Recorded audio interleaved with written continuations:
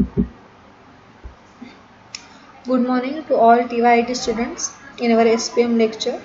So last time आपण हा unit start केला होता, that is managing people in software environments. So यामध्ये आपण काही त्याची इंट्रोडक्शन त्याचे अंडरस्टँडिंग काही पॉइंट्स आपण ह्यामध्ये बघितलेले आहेत. अंडरस्टँडिंग बिहेवियर वगैरे. सो हा एक पॉइंट आपण त्यामध्ये बघितला आहे. Identifying projects. नेक्स्ट पॉइंट होता अंडरस्टँडिंग बिहेवियर. त्यानंतर अजून एक पॉईंट होता दॅट इज ऑर्गनायझेशनल बिहेवियर. त्यामध्ये आपण थिअरी एक्स आणि थिअरी वाय म्हणजे काय, थिअरी एक्स आणि थिअरी वाय म्हणजे काय ते बघितलेलं आहे.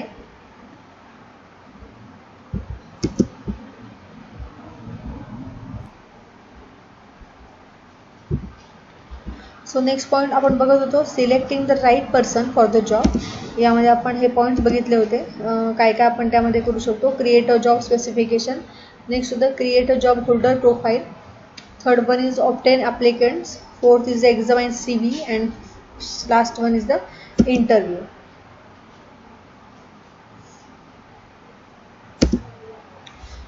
So there are different best methods for the instruction. First, when new member of the team member are recruited, the team leader will need to plan their induction into the team very carefully. म्हणजे काय की जेव्हा एखादा new member आपल्या टीममध्ये येतो तेव्हा प्रोजेक्टचा जो कोणी टीम लीडर आहे त्याला पूर्णपणे त्या टीमची व्यवस्थित बांधणी करावी लागते. Next, when new members of the team are recruited, the team leader will need see तोच पॉईंट आहे इथे रिपीट. नेक्स्ट आहे where a project is already well under way it should pay off as the recruit will become an effective member of the team more quickly. So यामध्ये आपण हा point बघितलेला आहे. म्हणजे काय, जेव्हा प्रोजेक्ट ऑलरेडी वेल कंडिशनमध्ये असेल तेव्हा जे काही रिक्रुटमेंट आहे ते आपल्याला एकदम परफेक्ट केली पाहिजे, त्या रोलला व्यवस्थित सुटेबल होईल अशी. नेक्स्ट आहे team leader should be aware of the need to assess continuously the training needs of their team members. म्हणजे काय, तर टीमचा लीडर जो कोणी आहे त्याला हे माहिती असलं पाहिजे की आपले जे कोणी ट्रेनी आहेत, जे कोणी नवीन जॉईन होणारे असतील त्यांना त्या गोष्टीचे ट्रेनिंग देणं खूप आवश्यक आहे. Next point, user requirement needs to be formulated before considering a new system. So training needs profile or to be drawn up for staff member when considering specific courses. So आता यामध्ये काय आहे, याच्या recruitments आहे ते आपण formulate करतो by before considering a new system. So training needs profile. Next one, where money is tight then the alternative sources of training should be considered but training should not be abounded. म्हणजे काय की जेव्हा मनी is tight म्हणजे जेव्हा आपण म्हणतो जसं की प्रत्येक वेळेला स्टायपेंड आपण ज्याला म्हणतो तर तोही पॉईंट इथे आहे. So we must use the alternative sources of training, but training must be continued. Next, it could just be a team member finding out about a new software tool and then demonstration it to colleagues means म्हणजे काय, जेव्हा एखादं नवीन software tool येतं तर त्या software टूलसाठी आपण compulsory एक training session हा तिथे केलाच पाहिजे, जेणेकरून जे काही नवीन येणारे अपडेट्स आहेत सॉफ्टवेअरमध्ये ते आपल्या एम्प्लॉईजना समजतील आणि आपले एम्प्लॉई अतिशय इफिशियंटली ते सॉफ्टवेअर हँडल करू शकतील. Next point is the motivation. So the Taylorist model is what see. So there are different models of motivation. First is the Taylorist model. Next point is the Marlow's hierarchy of needs. Third one is the Herzberg's two-factor theory, and fourth one is the expectancy theory of motivation. So now we will see the first model, that is Taylorist model. So the Taylor felt that workers should get a fair day's pay for a fair day's work, and that pay should be linked to the amount produced. For example, piece rates. Next one, workers who did not deliver a fair day's work would be paid less or nothing.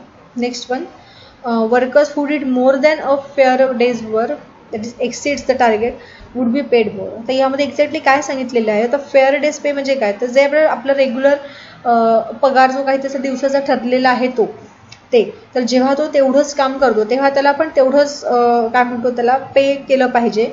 Next, suppose त्याने ठरवून दिलेल्या टार्गेटपेक्षा जर एका दिवसाला कमी काम केलं तर त्याला त्या प्रमाणातच त्याचं पेमेंट आहे ते कमी केलं पाहिजे.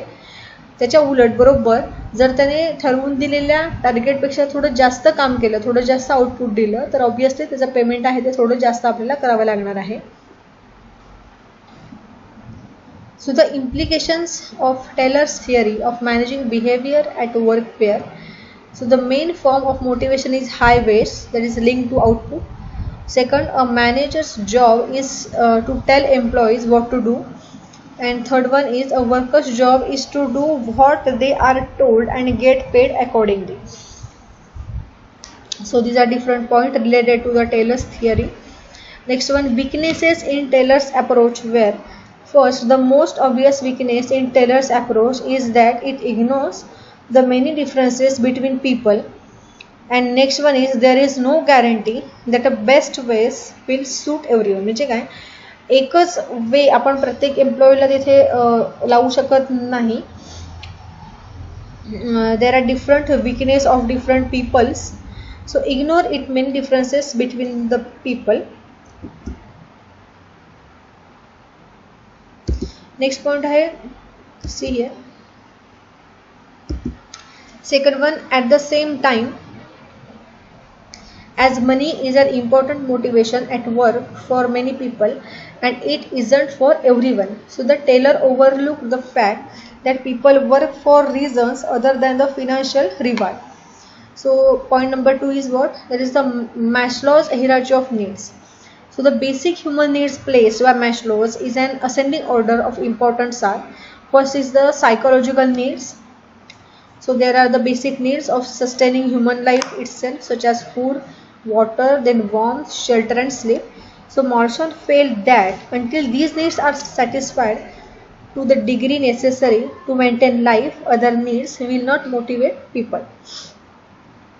So this is the psychological needs.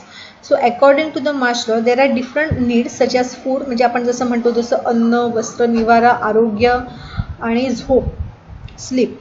This is also basic need. So जोपर्यंत ह्या नीड सॅटिस्फाय होत नाहीत तोपर्यंत एक मेंटेन लाईफ मनुष्य जगू शकत नाही, असं या मार्शॉस हिरार्चीमध्ये आहे. So next, security and safety need. So there are the needs to be free of physical danger and of the fear of losing a job, property, food or shelter. Obviously अजून एक त्याच्या basic needs काय असतात, तर safety ही सुद्धा एक basic need आहे. तर त्यामध्ये काय आहे, कशाची सेफ्टी एक्सेट्रा, की any B free of physical danger, कुठल्याही प्रकारची शारीरिक हानी, and fear of losing a job, property, food or shelter. म्हणजे काय, तुमचा जो काही जॉब आहे तो जाण्याची भीती किंवा एखादे दिवस फूड न मिळायची भीती, किंवा शेल्टर म्हणजे तुम्ही जिथे राहता तो निवारा. सो अशा प्रकारच्या या सगळ्या बेसिक गोष्टी याच्यामध्ये आहेत. So next one is affiliation or social needs. आता याच्यामध्ये काय येतं की since people are social beings, so they need to belong to accepted by others.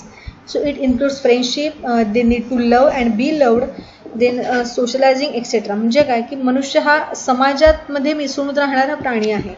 So त्यासाठी त्याला समाजाने ॲक्सेप्ट केलं पाहिजे किंवा तो समाजाकडच्या काही गोष्टी शिकतो त्या ॲक्सेप्ट करतो. सो ह्या सगळ्या त्याच्या सोशल नीड्स झाल्या.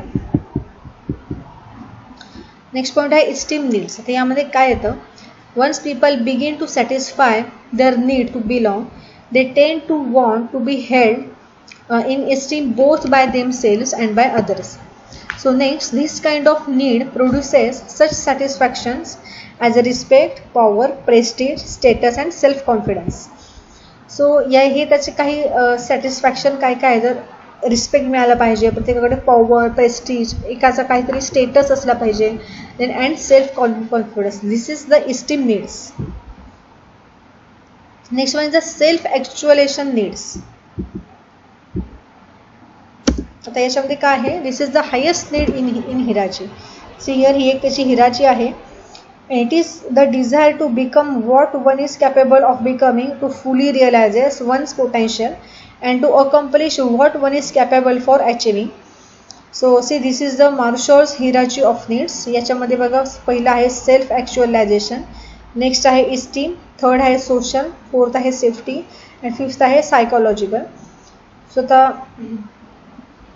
सेल्फ ॲक्च्युअलायझेशनमध्ये काय, चॅलेंजिंग जॉब असेल, नेक्स्ट इस्टीममध्ये स्टेटस, देन रेकग्नायझेशन असेल, देन सोशलमध्ये well known employer, compatible work group, then सेफ्टीमध्ये long term employment of course, and सायकोलॉजिकलमध्ये good employment of good working candidates. या सगळ्या गोष्टी याच्यामध्ये येतात. सो याचा नंतरचा जो पार्ट आहे तो आपण पुढच्या लेक्चरला बघायचा आहे.